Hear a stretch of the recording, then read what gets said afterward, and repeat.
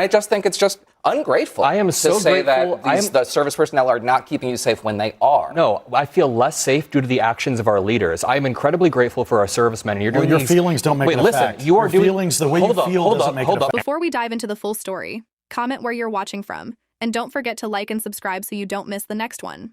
Adam Mockler is back on Abby Phillip's show after absolutely embarrassing Scott Jennings in that viral showdown. And this time, MAGA sent in backup. Noah Rothman, Hal Lambert. More smug talking points, more scripted outrage.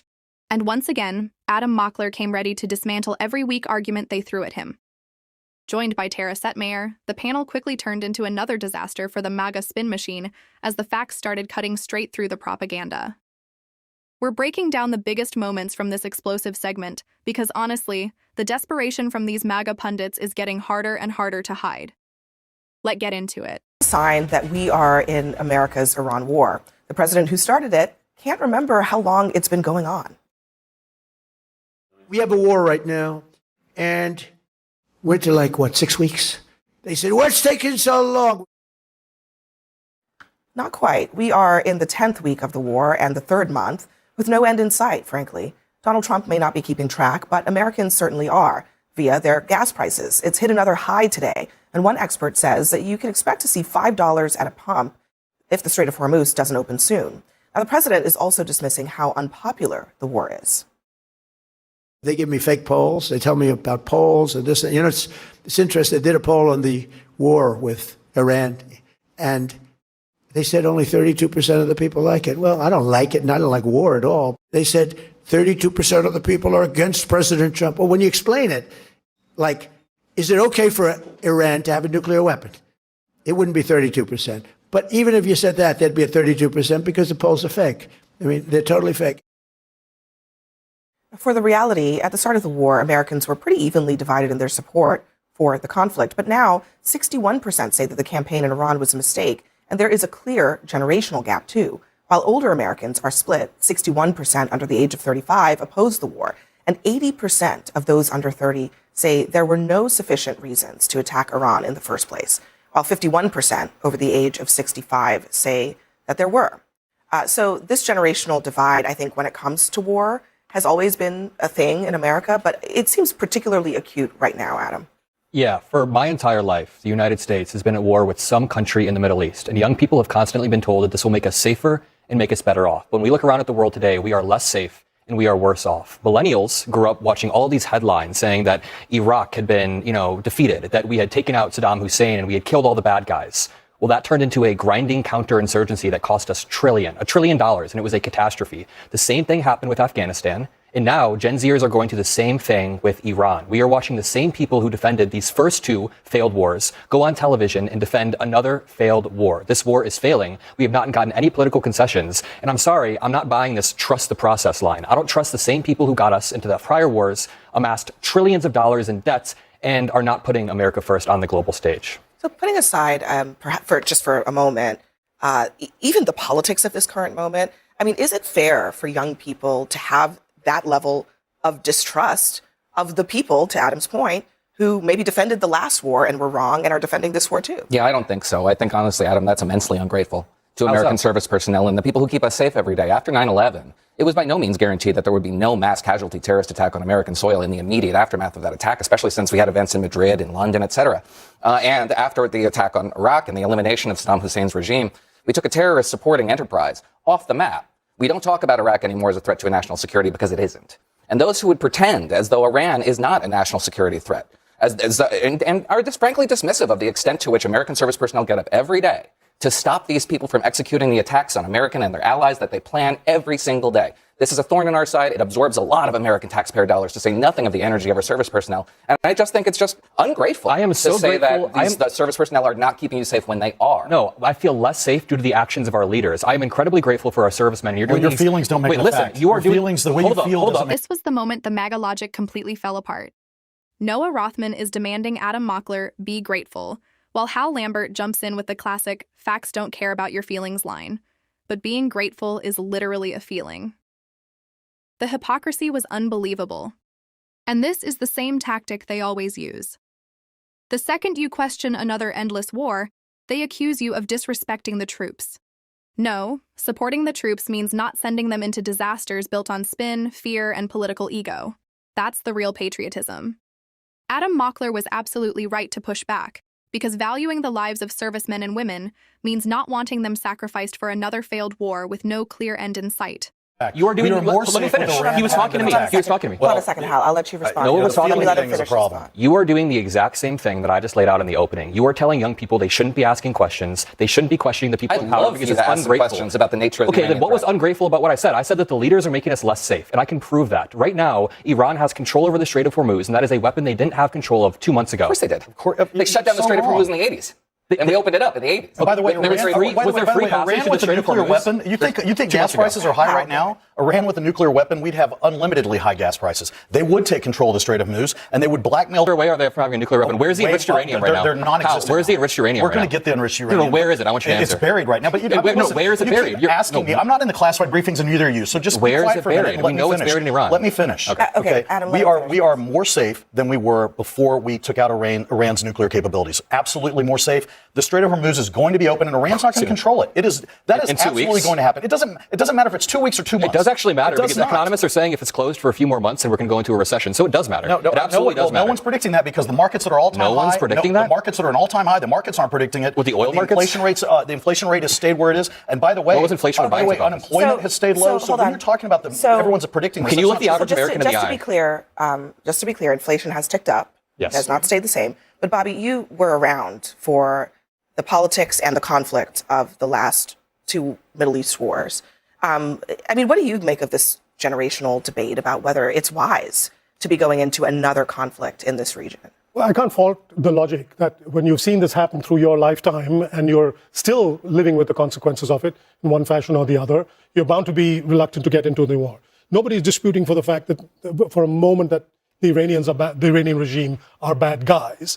But when you hear the president and our leadership constantly changing the explanation they're giving for why we're at war, constantly changing the timetable of how long this is going to last, and then forgetting how long it has been going on, then you're right to push back and say, kindly give us a clearer explanation for why we're there, how long we're going to be there for. It's not enough to say, sit at this table and say, it'll be over, and then the Straits of Hormuz will be open. We've got no indication of that being the case. When the straits were closed, we were told this is a matter of days. Now it's been a matter of weeks, and we're no closer to it being open than we were 2 weeks ago, 3 weeks ago, 4 weeks ago. And on top of what you're saying there, I think one of the big problems with where we are in this conflict is that very clearly the administration has determined, because they've basically ended the kinetic conflict of it all, they've determined that the only way to actually get the things that we want, which is Iran abandoning its nuclear ambitions, moving away from funding terrorism, is to get to the negotiating table, which is the same truth that existed a year ago after they did the first set of strikes. So, I think that's part of the problem, is that war has not necessarily gotten us the outcome that they say that we are trying to get here. No, and that's because the rationale for the war has shifted multiple times. No one here has ever said we want a nuclear-armed Iran. That is a red herring at this point. This is the only talking point that the pro-Trump folks have, because they've gotten themselves into... And notice how every MAGA defense of this war comes down to the exact same recycled talking points. 47 years. State sponsor of terrorism. Over and over and over again. No nuance, no real explanation, no clear strategy, just slogans repeated on loop anytime someone asks hard questions about another endless conflict. That they were unprepared for. And what's incredibly ungrateful, you know who's incredibly ungrateful? Donald Trump and Pete Hegseth, for the men and women who are serving in this war, who are on deployments that are extra long, who are not getting their ships resupplied, who don't understand what they're doing over there, who are being taken for granted. Our military is the greatest in the world, and the men and women who serve are the greatest in the world, and they are being taken for granted as props in a political effort by Donald Trump to make himself feel better till he can distract from everything else that's going on domestically. And now he's gotten himself into a situation where he can't even explain cogently why we're there, what's going on, and why the American people should have to pay the price for it. So that's what's going on here. When I was a Republican for many years, we absolutely looked at Iran as the threat that it is, and absolutely were trying to do things to make sure that they did not continue to be the world's sponsor of terror. But this isn't it. This is not it. Noah, you talked about Adam, you accused Adam of being ungrateful. I just want you to look at these charts. Look at what happened to public opinion when it came to the war in Afghanistan? Was it a mistake for the U.S. to send military forces to Afghanistan? The war started out as incredibly popular, and then it became much less popular. So about half of Americans said that it was a mistake, and about half said that it was not. The same is true of Iraq. Incredibly popular, right decision, 72% back at the beginning of it.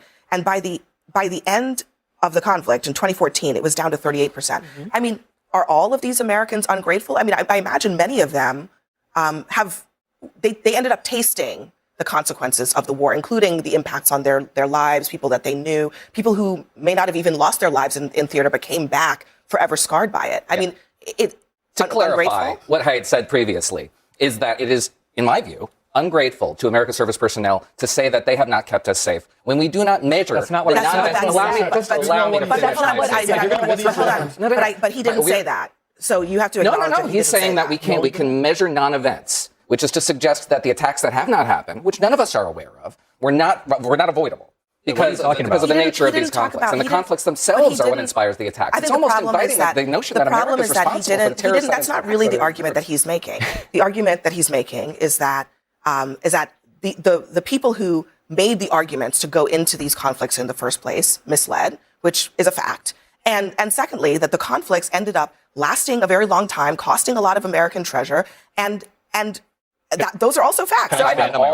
He didn't say it's because they're, they didn't keep us safe. That's not actually what he said. Well, that is kind of what he said. But let's belabor the point. I have all the time in the world for criticisms of the president's rhetoric. All the time in the world. In fact, I think a lot of the reasons why the public is soured on this is because the president never approached Americans and solicited their support, told them the burdens they were expected to bear, and told them why they were going into this. But as important as it is to criticize the president's rhetoric, it's also important to talk about what's happening on the ground. And we are closer today to opening up the strait by virtue of what we heard from Admiral Brad Cooper today. It's very important. We can't just delay this. The United States is transiting the Strait of Hormuz. We can't talk about today's events. And then I want Bobby to have the last word. Well, I covered the war in Iraq. I was there for all the arguments going into that war in Iraq.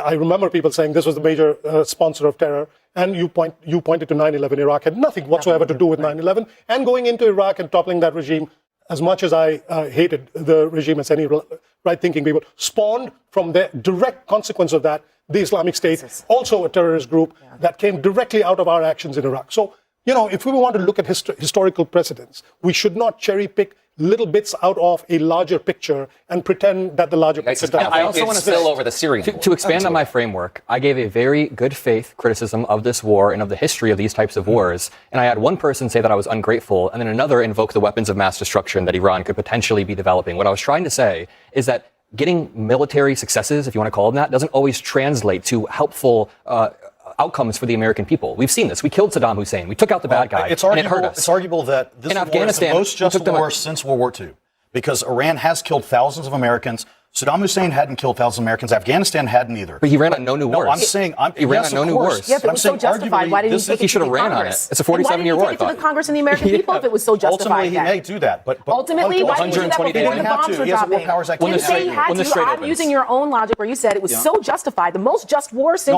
World War II. Then why didn't he go ahead and present it to the American people that way? Iran has killed thousands of Americans. We know we've established this. Iran is a threat to the world. Okay, if they get nuclear weapons, they would control the Strait of Hormuz anytime they wanted to, and people wouldn't be able to do anything about it. They do if not you think need we have high oil prices now, we're going to have skyrocketing. They do not need nuclear weapons to control the Straits of Hormuz. The Straits of Hormuz are right there. You can't change geography. They need small speedboats. They just need to issue a threat. What happened in the last few weeks? They didn't do anything. All they had to say was, we're going to shut the straits, and the markets did the rest. The insurance companies refused to insure ships. Shipping companies refused to go. They do not need nuclear weapons to shut. That is resolvable in the Horn of Africa and the Strait of Malacca. It's resolvable in Hormuz. All right, Bobby, thank you very much for being here. Appreciate you. Next for us, as gas prices. The American people have heard this script before, and they're not buying it anymore.